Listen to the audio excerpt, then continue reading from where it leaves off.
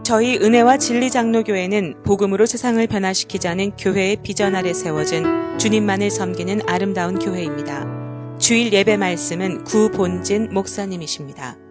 설교 말씀을 들으시는 중에 하나님의 풍성하신 은혜가 함께 하시길 바랍니다. 오늘 하나님 보좌 앞에 주의 백성들이 같이 예배를 드리기 위해서 이 자리에 같이 모였습니다.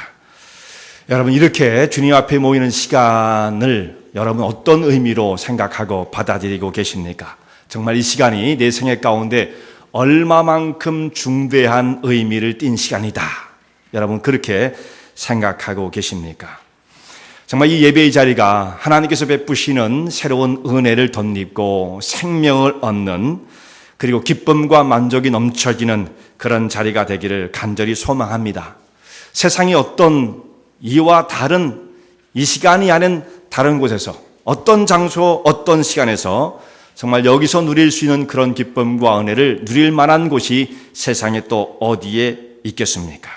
우리는 하나님 보좌 앞에 나올 때에 낙심된 영혼이 소망을 얻고 위로와 용기를 얻고 정말 이 거친 세상을 이겨나갈 수 있는 힘을 얻게 되는 그런 능력의 자리가 되어지는 것입니다. 오늘도 그런 소망을 가지고 주님 보좌 앞에 나왔습니다.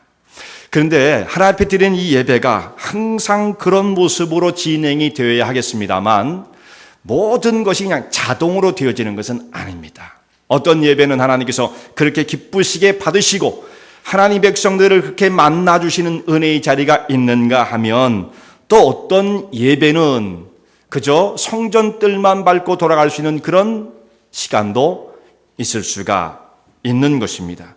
오늘 주님 백성들이 하나님 보좌 앞에 나와서 그렇게 정말 성전뜰만 밟고 돌아가지 아니하고 하나님이 예비하신 풍성한 은혜 가운데 나가는 그런 귀한 시간 될 수 있기를 바랍니다.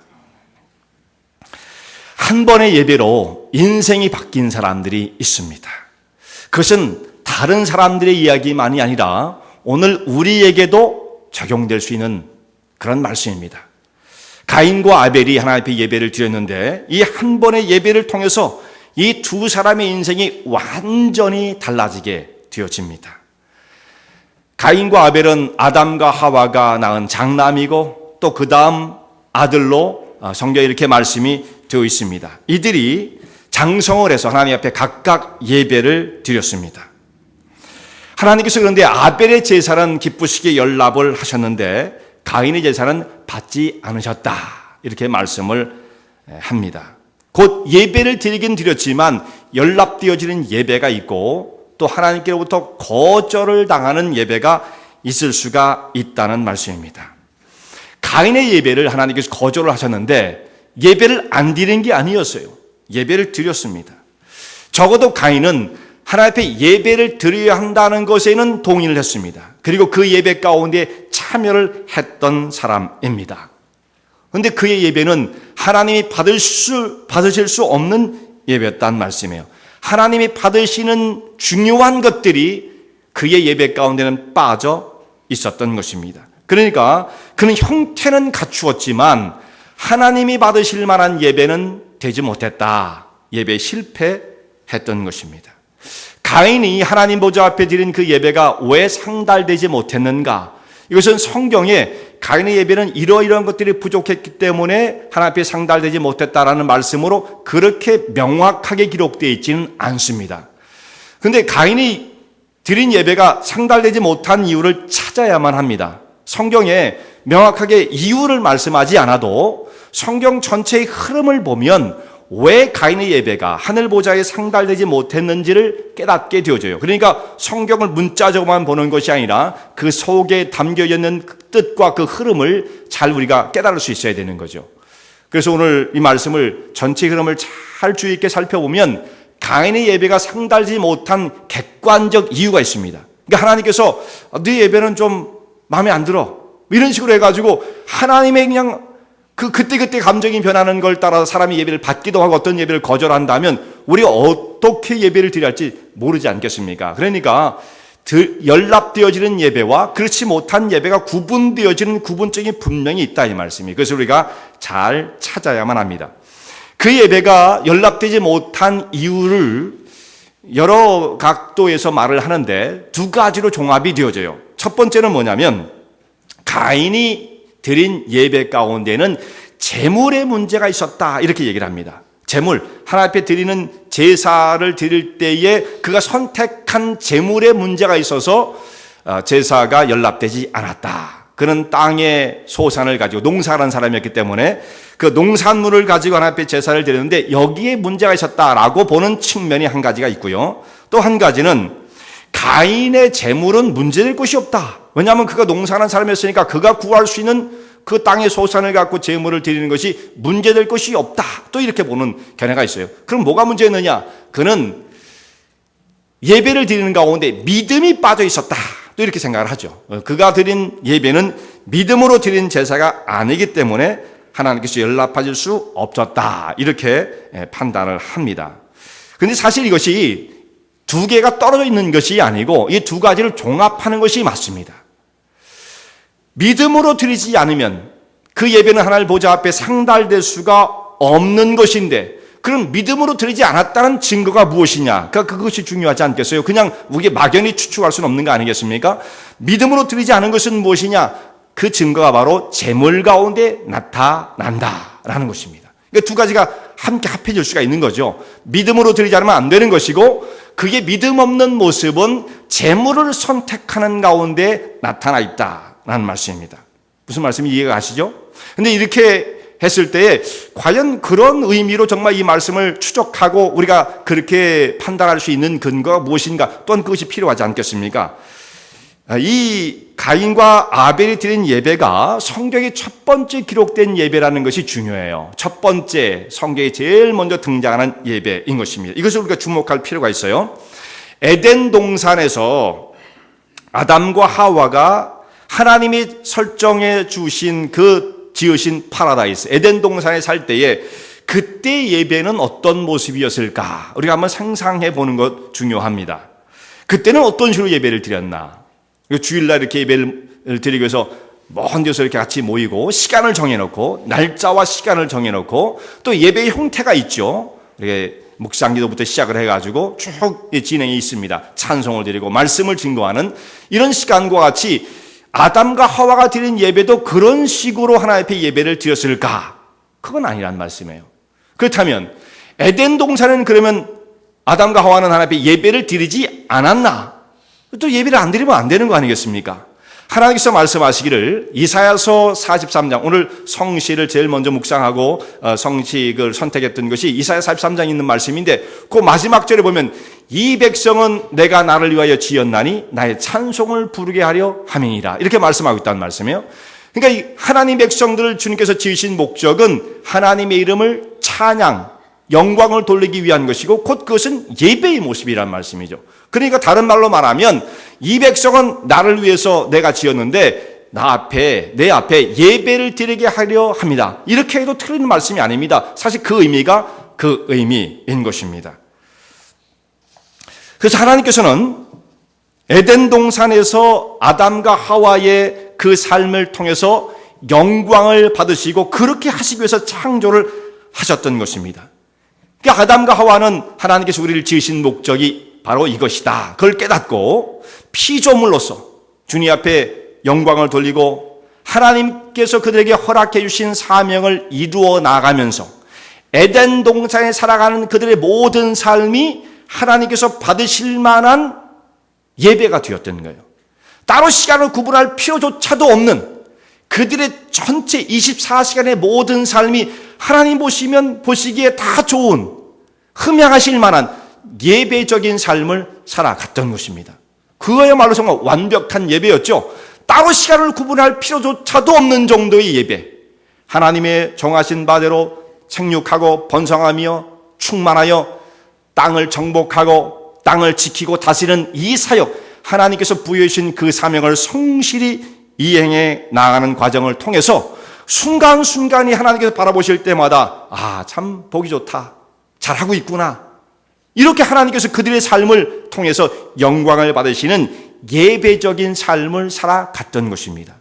지금은 왜 우리가 따로 시간을 구분할 수밖에 없느냐 하면 이 온통 어지러운 세상 가운데서 그냥 모든 삶이 예배가 되어야 하지만 그렇게 되기가 불가능한 것입니다. 그래서 예배를 우리가 따로 모이고 이 시간을 통해서 하나님을 더 긴밀하게 만나는 삶을 통해서 이 능력이 세상 가운데로 이것이 확장되어지는 그런 의미를 가지고 예배 시간이 따로 있는 거예요. 원래는 사실상 예배 시간이 따로 필요 없을 정도의 그런 모습을 하나님께서 에덴 동산을 지으셨던 것입니다. 그런데 세상에 죄가 들어왔어요. 아담과 하와가 하나님 명령을 어기고 범죄에 빠지게 되었습니다. 이 죄는 하나님과 사람 사이를 갈라놓게 되었죠. 단절, 교제의 단절을 가져옵니다. 온전히 거룩하신 하나님께서 죄악으로 물들어 있는 사람들을 그냥 아무런 상관없이 만나질 수가 없는 거예요. 거룩은 죄와 상관이 없는 것입니다. 그러니까 관계가 끊어지는 거죠. 죄악으로 물들어 있는 사람들을 하나님이 거룩하신 하나님이 그냥 만나시게 된다면 사람은 감당할 수가 없는 것이고 죽음을 맞을 수밖에 없는 것입니다. 그러니까 죄 때문에 하나님 앞에 사람이 나갈 수 없는 그런 타락된 존재가 되었습니다. 그러니까 가장 귀한 축복이 깨지고 만 것입니다. 죄가 이와 같이 우리에게로부터 축복을 앗아가 버린 것입니다. 아담과 하와가 범죄를 하고 가장 먼저 한 것이 뭐냐면 자기의 수치됨을 발견하게 되었어요. 우리가 죄를 지었더니 이 벗고 사는 것이 이게 수치스러운 거구나. 그걸 깨닫게 되었어요. 그래서 자기의 수치스러운 것을 무화과 나무 잎을 엮어서 치마를 내서 그들의 수치를 가렸다. 이렇게 말씀을 하고 있죠.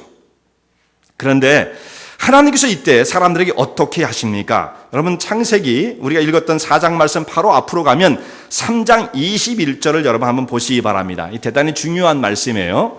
3장 21절 다 같이 한번 같이 읽도록 하겠습니다. 다 같이 읽겠습니다. 여호와 하나님이 아담과 그 아내를 위하여 가죽옷을 지어 입히시니라. 아멘. 하나님께서 아담과 하와가 입고 있는 무화과나무의 그 잎으로 만든 치마를 벗겨버리고 하나님께서 손수 만드신 짐승의 옷, 그러니까 가죽을 가지고 만든 그 옷으로 사람의 수치를 덮어 주십니다. 곧 이것은 하나님의 사역에 의해서 하나님의 예비되어진 손길에 의해서 사람의 수치와 죄악이 가리워지고 해결될 수 있다는 것을 말씀하시는 거예요. 자기 스스로 무화과나무 잎으로 치마를 엮었지만 사람의 시도와 노력으로는 자기의 죄악의 문제를 가릴 수도 없고 해결할 수 없으나 하나님의 손길 가운데 인간의 죄의 문제가 해결되어질 것이라는 것을 창세기 3장 21절에서 말씀하고 있고요.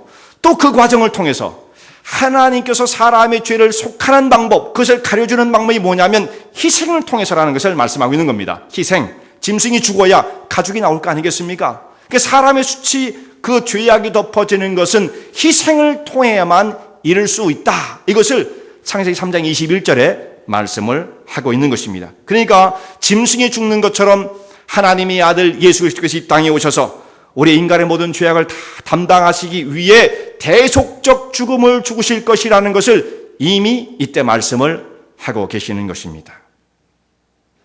자, 가죽옷을 지어 입히셨다라고 하는 이 말씀이 기록되고 난 다음에 5절, 정확하게 말하면 5절이 지나가고 난 다음 가인과 아벨이 하나님 앞에 제사를 드렸다는 말씀이 기록되어 있죠. 우린 장수가 달라 있지만 3장, 4장으로 나눠져 있지만 원래는요, 성경에 장수가 원래는 없습니다. 그냥 쭉 연결되어 있는 거예요. 나중에 붙인 거란 말씀이에요. 그러니까 제일 처음에는 그냥 5절, 지금도 마찬가지지만 5절이 지나고 난 다음에 가인과 아벨이 하나님 앞에 제사를 드렸다. 이렇게 말씀되어 있는 거예요. 그런데 아벨은 짐승의 희생을 가지고 제사를 드렸고 가인은 땅의 소산으로 제사를 드렸다. 이렇게 말씀을 하고 있습니다. 아벨이 드린 제사를 히브리서 11장에 어떻게 말씀하고 있냐면 아벨은 믿음으로 가인보다 더 나은 제사를 드림으로 의로운 자라 하시는 증거를 얻었다. 그리고 하나님께서 그 예물에 대하여 증거하심이라. 이런 말씀이 붙어 있습니다. 예물을 대단히 중요하게 생각한다 이 말씀이죠. 예물을 짐승을 잡아서 제사를 드린 것, 가인보다 더 나은 제사를 드린 것이고 그것이 믿음으로 드린 것이고 믿음의 표현이 무엇으로 나타났습니까? 예물로 나타났다 이거죠. 근데 하나님께서 그 예물에 대해서 증거하셨다. 이런 말씀이에요. 곧 아벨이 가인보다 더 나은 제사를 드릴 수 있었던 것은 믿음으로 하나님의 뜻을 따라 하나님이 마련해 놓으신 방법대로 그 순종해서 하나님이 예비해 놓으신 방법대로 제사를 드린 것이다 이 말씀이에요. 그런데 가인은 어떻게 드렸느냐? 나는 농사하는 사람이니까 나는 양이 없어요. 양이 없단 말이에요. 그 사람 농사. 땅에서 땅을 일구어서 곡식을 가지고 재배해서 먹고 사는 사람이었단 말씀이죠. 그러니까 나는 땅에서 난 내가 수확한 걸 가지고 하나님 앞에 제사를 드리는데 뭐 그거 잘못될 게 뭐 있어. 이렇게 생각을 하는 거죠. 하나님께서 그런 거 뭐 따지고 뭐 할 거 없지. 우리가 하나님을 기억하고 주님 앞에 나와서 제사를 드린다는 것 이 하나만으로도 하나님께서 얼마나 기쁘시게 여기실 테인데 그 뭐 재물을 뭘로 하든지 그게 뭔 상관이 있겠느냐 이렇게 생각할 수 있잖아요. 그게 크게 나쁘게 아주 그릇된 것이라고 생각을 하지 않는다 이 말씀이에요. 그런데 여러분 여기서 이제 문제가 생기기 시작하는 거예요. 사람이 어떻게 생각하든 사람이 생각하는 것이 옳아 보이기만 한다면 하나님께서도 그 일에 무조건 동조하셔야 할 뿐이라고 생각하는 자기 인간 중심적인 생각이 여기에 가득히 채워져 있는 거죠. 내가 볼 땐 이게 옳은 건데 뭐 특별히 문제될 것이 없는데 뭐가 문제냐 이렇게 생각하고 있는 자기 중심적인 생각, 예배가 하나님 중심이 아니라 자기 중심의 생각에 의해서 진행되어진다고 한다면 하나님께서는 이 예배를 받으실 수 없다라는 말씀입니다. 왜냐하면 자기 스스로 수치를 아무리 가리려고 해도 가릴 수 없는 것이 사람의 노력이요 사람의 행위란 말씀이에요. 그래서 하나님께서 제시해 놓으신 방법이 있습니다. 인간이 죄악된 그 모습에서 하나님께 나오기 위해서는 희생을 통해야만 내 앞에 나올 수 있다고 하는 피 흘리는 제사를 보여주셨다는 말씀이죠. 5절 전에. 근데 가인은 우리가 노력하면 되는 거고 이렇게 정성을 모으면 되는 거고 예배 시간 잊지 않으면 그게 얼마나 훌륭한 건데 라고 하는 자기 중심적인 생각이 들어 있었던 것입니다. 예수님께서 예배에 대해서 말씀하실 때 요한복음 4장 24절에 하나님은 영이시니 예배하는 자가 영과 진리로 신령과 진정으로 우리는 번역을 그렇게 했는데 이제 다시 번역을 하면서 영과 진리로 번역을 다시 했습니다. 영과 진리로 예배할 진이라 이렇게 돼 있다는 말씀이에요. 하나님은 영이시니까 하나님의 원하시는 모습대로 영을 따라서 진리 가운데 드리는 예배가 되어야 한다. 그 예배를 드리는 예수님이 가르치신 예배였단 말씀이죠. 그런데 이 가인은 어떻게 예배를 드립니까? 자기가 하나님 앞에 예배를 드릴 때 영과 진리가 아니라요. 자기의 고집과 불성실이죠. 내 생각대로예요. 이렇게 예배 드려서 안 될 게 뭐 있어. 이렇게 예배를 드렸던 것입니다. 이렇게라도 예배를 드리면 하나님께서 뭐 다행이라고 받으시겠지. 이렇게 생각하면 안 된다는 말씀이죠. 우리도 지금 하나님 보좌 앞에 나와서 예배를 드릴 때에 우리가 어떤 모습이든지 여기에 있다는 거 물론 그거 굉장히 중요합니다. 여기 있다는 거 이거 얼마나 중요한 것입니까? 그러나 거기에만 멈추면 안 되는 거죠. 이렇게까지 나와서 여기에 있다는 거 대단한 것이지라고만 생각해서는 문제가 가인의 범주에 머무를 수가 있는 위험이 있다 이 말씀이에요. 하나님께서 생각하시기를 가인을 바라보실 때 그래도 가인이 제사라는 걸 잊지 않고 내게 나와서 제사를 드리고 그러니 이거 얼마나 기쁜 일이냐라고 하나님께서 가인을 그렇게 바라보셨는가? 아니었다는 말씀이죠. 가인의 제사를 거절하신 것입니다. 그러니까 사람의 생각에는 내가 이렇게 하면 되겠지라고 하는 그 생각을 따라서 하나님을 섬기고자 한다면 그것이 무엇을 의미하느냐면 영원히 영화로우신 하나님, 전능하신 하나님, 하늘에 계신 하나님, 하늘이라는 뭐 공간적 의미가 아니라 그렇게 높고 위대하신 분이라는 말씀이죠. 그 하나님을 자기 마음대로 땅으로 막 끌어내리는 거예요.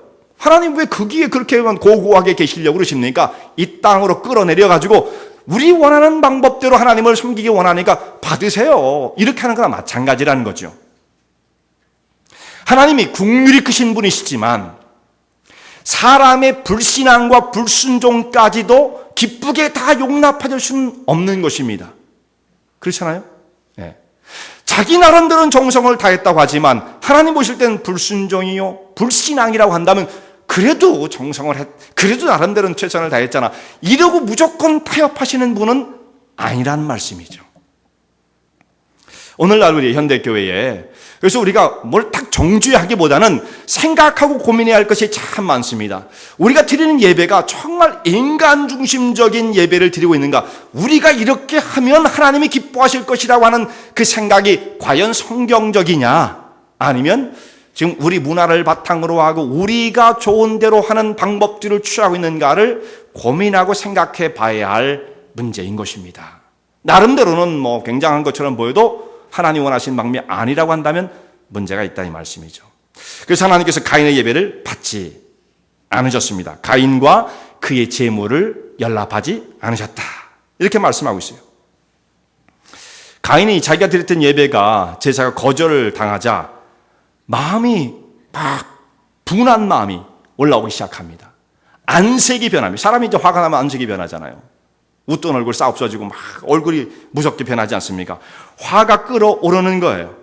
그러니까 예배를 통해서 하나님을 만나는 이 영적인 역사를 그가 경험하지 못하니까 마음속에 막 인간적 분노가 꽉 차게 되어졌던 것입니다. 자기의 제사가 하나님께로부터 거절을 당하면 내가 왜 그렇게 되었을까? 자기를 돌아보고 문제가 무엇인지를 찾아보려고 하는 마음, 그런 태도를 가져야 할 터인데 가인은 그렇게 하지 않아요. 모든 문제의 화살을 다 밖으로 돌립니다. 내게 있어서 잘못을 찾으려고 하지 아니하고 옆에 있는 그야말로 애꿎은 잘못한 것 하나도 없는 아벨을 미워하는 거예요. 시기하고 질투하고 어느 정도 미워했느냐면 죽이고 싶을 만큼 미웠습니다. 이게 말이 안 되는 거죠. 그리고 하나님이 원망스러운 거예요. 하나님 어찌해서 내 예배는 받지 아니하시고 아벨만 특별히 사랑을 하시는 겁니까? 왜 차별 대우를 하시는 겁니까? 라고 하는 하나님을 향해서도 원망과 불평이 아주 그 마음속에 가득했던 것입니다. 자기의 생각을 돌이킬 생각을 하지 않는 정말 뉘우칠 줄 모르는 굳어진, 편협해진, 좁아진 사람의 죄인된 특징이 이 가인을 통해서 적나라하게 보여주고 있는 거죠. 다 다른 사람 탓입니다. 내겐 잘못이 없는 거예요. 문제가 있기 때문이다. 문제가 어디 있느냐? 밖에 있는 거다. 나한테는 잘못이 없다. 이렇게 생각을 하고 있는 것이죠. 그래서 하나님께서 가인에게 말씀하십니다. 야 가인아, 너 어찌해서 마음이 분노가 가득하냐? 왜 얼굴이 안색이 그렇게 변해 있느냐? 왜 얼굴을 찡그리고 사느냐? 내가 선을 행했다고 한다면 내가 어찌 낯을 들지 못하겠느냐? 자기가 잘못해놓고 화를 다른 사람한테 내는 거죠. 심지어 하나님까지 원망을 하고 있는 것입니다. 그때 그것을 보시고 하나님께서 가인을 경고하시는 거예요. 너 그러지 말아라. 내 속에 지금 보니까 분노가 가득하구나. 얼굴이 지금 막 찌그러져 있다. 그러지 말아라. 죄의 소원은 내게 있으나 너는 죄를 다스려야 한다. 하나님 이렇게 말씀하십니다. 내 마음속에 지금 좋지 않은 마음이 일어나서 막 죄를 짓고 더 그 악한 일을 하고자 하는 마음이 있는 것 같은데 분노가 끓어오른다고 그래가지고 거기까지 가면 안 된다. 절대 화를 내지 말고 그것을 행동으로 옮겨서는 안 된다. 절제해야 된다. 하나님께서 이 가인에게 지금 경고를 하십니다. 하나님이 이런 경고가 있었음에도 불구하고 가인이 뉘우칠 줄 몰라요. 아벨을 시기하고 질투하는 마음이 지나쳐서 그를 죽이고 싶어졌습니다. 이게 하나님에 대한 원망의 표시이죠. 왜 저 사람만 사랑하시는 거예요, 하나님? 저는 미워 죽겠어요. 이런 마음을 가인이 품고 있는 것입니다. 아벨이 형인 가인에게 잘못한 게 하나도 없잖아요. 그리고 이 사람은 예수님도 인정하시고 모든 사람이 인정하는 바처럼 의로운 사람이라는 말씀이에요. 형에게도 잘했을 거예요. 뭐 형에게 나쁜 마음을 갖게 하고 형을 빠도하는 일이 없었을 거라고 생각합니다. 성경에 나오는 그의 선량한 모습으로 그는 형에게 미움을 받을 만한 일을 하지 않았다 이 말씀이죠. 그런데 가만히 있는 사람 그가 원수가 되는 거예요. 그래서 여러분 세상에서 원수 맺는 것이 뭔가 꼭 잘못을 해야 원수가 되는 게 아닙니다. 뭐 원인이 있으니까 원수가 됐겠지. 그렇지도 않아요. 어떤 거 보면 그냥 그렇게 되는 겁니다. 그냥 한쪽의 일방적인 것을 가지고도 원수가 맺어지고 죽이고 싶을 만큼의 미움을 마음에 쌓을 수 있다는 것이 인간이 갖고 있는 무서운 사람의 성품이라 이거죠. 가인이 동생을 밖으로 유인합니다. 그에게 말하기를 들로 나아가자. 가인이 아벨에게 고하니라. 그들이 들에 있을 때 성경이 이렇게 돼 있는데 가인이 아벨에게 말하기를 우리가 들로 나가자. 그를 유인해서 밖으로 나가서 아버지 엄마가 보지 못하는 그곳에 그를 끌어내어서 그를 들판에 있을 때 그를 쳐서 죽였다. 성경이 그렇게 말씀을 하고 있습니다. 가인은 하나님의 지적 경고가 있었음에도 불구하고 회개하고 돌이키지를 못했어요. 그리고 살인을 저지르는 데까지 나가게 되어집니다. 예배에 실패한 사람이 최초의 살인자가 되었던 것입니다. 하나님께서 살인한 가인에게 말씀을 하십니다. 가인아, 내 동생 아벨이 어디 있느냐? 가인이 하나님께 대답을 이렇게 드립니다. 저는 모릅니다. 그리고 거기다 한마디 덧붙였어요. 제가 동생을 아우를 지키는 자니까. 이게 하나님 앞에 드릴 수 있는 말입니까? 그런 걸 왜 나한테 묻습니까? 이거 완전히 공격적이죠. 하나님을 향해서. 내가 아우를 지키는 사람입니까? 아주 불량한 대답을 했던 것입니다. 이게 전혀 뉘우치는 모습이 아니죠. 회개의 마음이 일어나지 않습니다. 하나님께서 가인에게 죄를 짓지 말라고 경고하신 바가 있었죠. 그리고 범죄의 시도를 하지 말라고 이제는 이 마음속에서 막 그런 것이 일어나고 있는데 거기까지 나가면 안 된다고 하나님께서 그를 막으셨습니다. 그리고 죄가 이미 이제 터지고 난 다음에 실행을 옮겼어요. 사람을 죽였습니다. 살인까지 저질렀습니다. 그리고 난 다음에도 그를 회개시키기 위해서 기회를 주시기 위해 찾아오십니다. 그리고 내가 사람을 죽였지. 너 아벨 죽인 거 내가 다 안다. 이렇게 말씀하지 아니하시고 물으시기를 내 아우 아벨이 어디 있느냐. 이렇게 물으신 것은 회개를 촉구하시는 거죠. 내가 다 봤어. 넌 살인자야. 이렇게 단정 짓지 아니하시고 그건 물론 살인했지만 그러니까 돌이킬 수 있는 기회를 하나님께서 허락해 주십니다. 그럼에도 불구하고 가인은 하나님이 같은 요청을 거절해 버렸던 것입니다. 하나님께서 말씀하시는 그 죄에 대한 경고가 여러 가지 모습으로 나올 수가 있어요. 우리가 어떤 마음을 품었을 때 우리가 이 땅에 살면서 한 사람도 미워하지 않고 살 수 있다면 얼마나 좋겠습니까? 그렇지만 그럴 수는 없어요. 그렇게 우리가 다 천사도 아니고 우리가 살고 있는 이 땅의 삶이 그렇게 넉넉하고 만족스럽지 못한 것이 현실입니다. 그러니까 우리가 이 땅에 있다 보면은 부딪히는 일들이 있고 어떻게 일이 이상하게 흘러가다 보면 부딪히는 사람들, 반대하는 사람이 나타나면서 미운 사람이 생겨날 수도 있겠죠. 그 보복하고 싶은 마음이 인간의 마음속에 일어날 수도 있는 것입니다. 그럴 때 하나님께서 여러 가지 모양으로 사인을 주시는 겁니다. 너 절대 그런 마음을 품지 말아라. 가인에게 경고하신 바처럼 그건 네가 품을 수 있는 마음이 아니다 말씀하시는 거죠.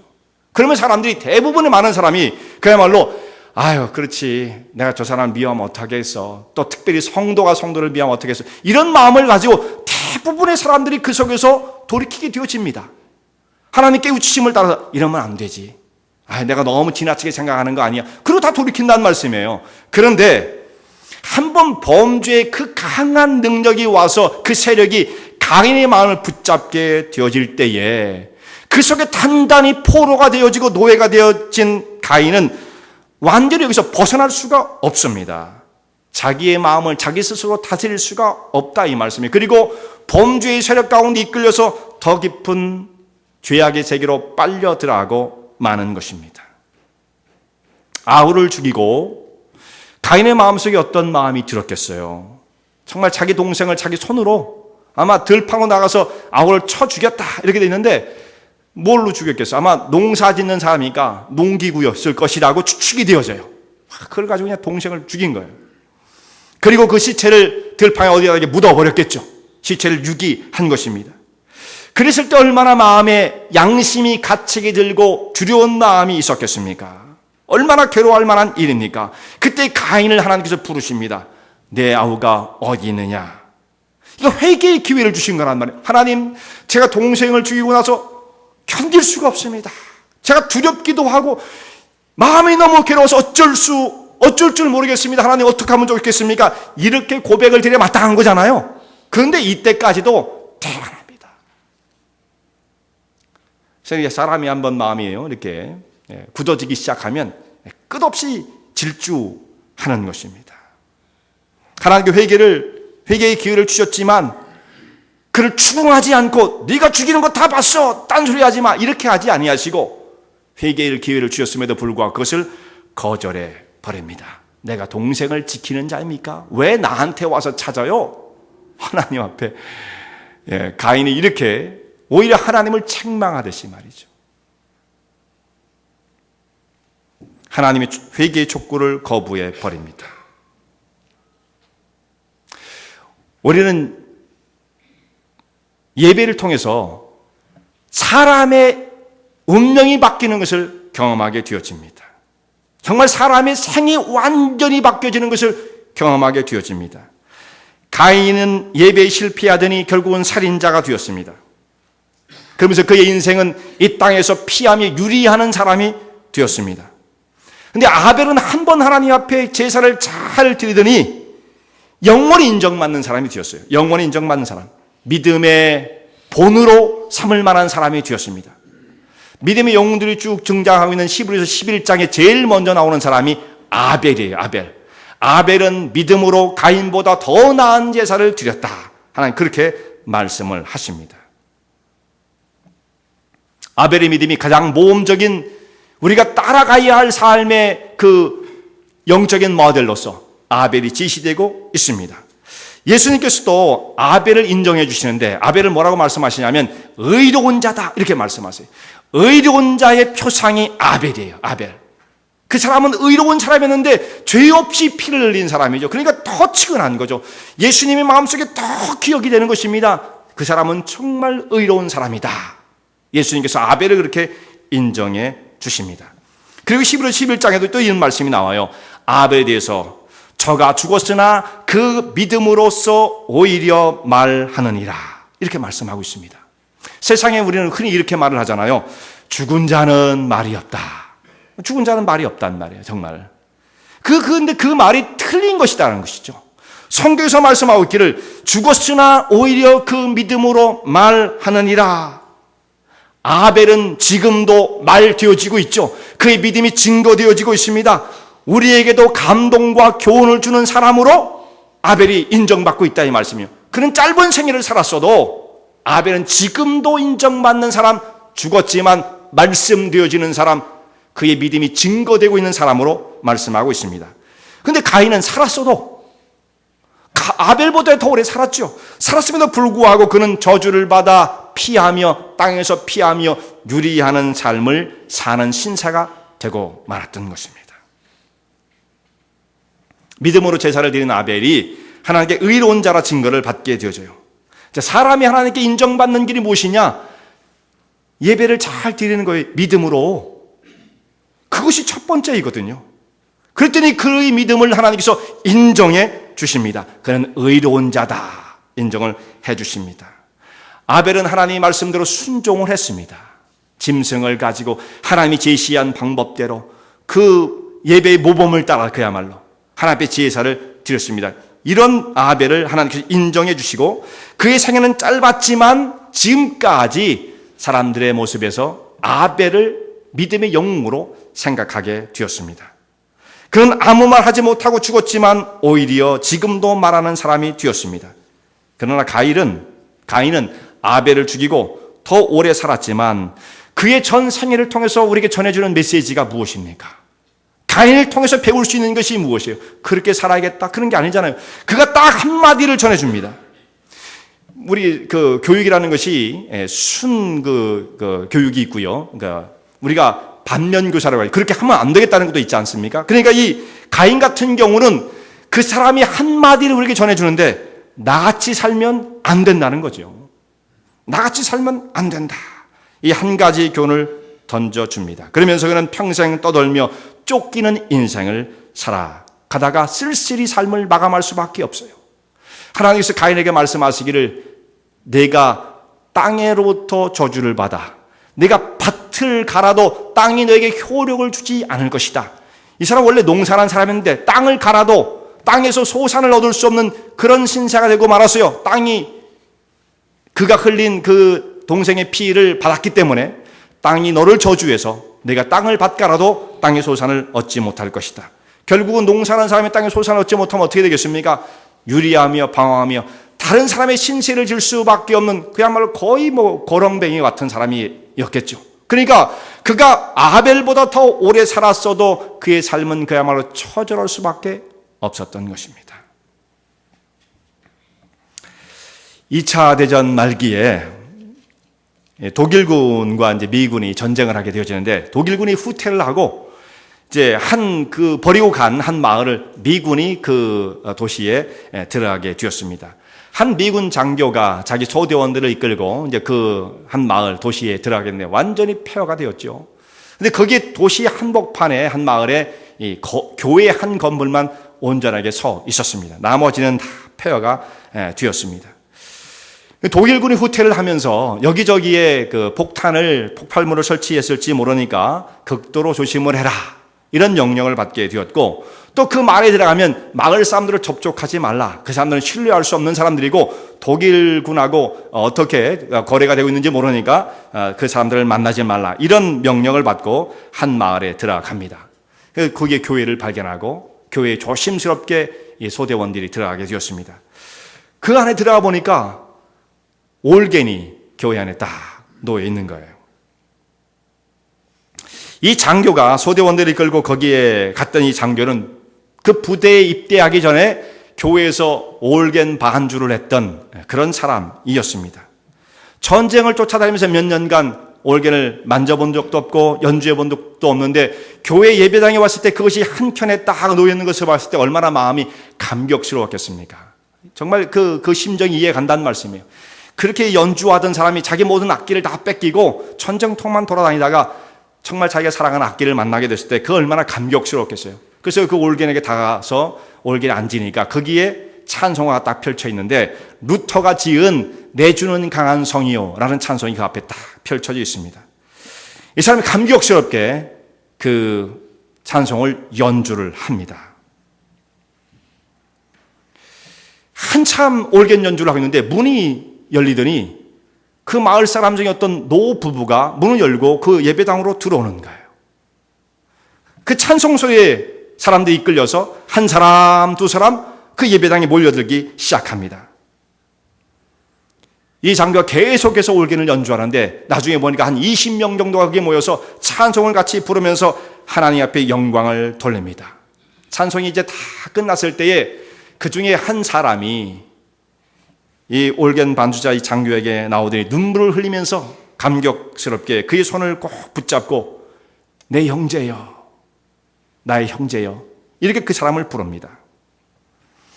하나님을 경배하는 중에 여기는 적군도 없고 정말 쏘아 죽여야 할 적군도 없는 것이고 아군도 따로 없는 것이고 모두가 다 하나님의 백성으로 하나가 되어지는 것입니다. 하나님 백성들이었으니 형제와 자매일 수밖에 없는 것입니다. 정말 이렇게 하나님을 예비하는 가운데 모든 관계가 회복되어지는 놀라운 역사가 나타나는 거예요. 하나님과 깨어졌던 관계도 예배를 통해서 회복되어지고 치유가 되어지고 그 가운데로 나갈 뿐만 아니라 사람과 사람 사이에 깨어진 그 모든 관계들도 하나님의 은총 가운데, 예배 가운데 임하신 하나님의 은혜를 통하여 회복되어지는 역사가 나타나게 되어지는 것입니다. 그런데 예배 실패를 하게 되어지면 한 피를 나눈 형제도 원수가 되어지는 거예요. 가인이 자기의 친동생 아벨을 시기하고 질투하는 가운데 원수가 되게 만들었고 그를 죽이는 그런 극도의 증오심을 품는 사람이 되었던 것입니다. 우리 삶을 한번 돌이켜볼 필요가 있어요. 우리가 지금 누군가를 미워하고 인간관계에 뒤틀림이 일어나고 미움과 다툼이, 시기가, 질투가 내 마음속에 들어와서 나를 괴롭히고 있다고 한다면 문제가 어디에 있는가, 도대체 어디서부터 이렇게 문제가 내게 닥쳐왔는가 생각할 때 정말 제일 먼저 해야 할 것이 예배 드리는 삶을 점검해 보아야 하는 것입니다. 내 예배를 돌아봐야 돼요. 언젠가 내 예배가 무너지고 무기력해지지 않았는가를 생각해 봐야 하는 것입니다.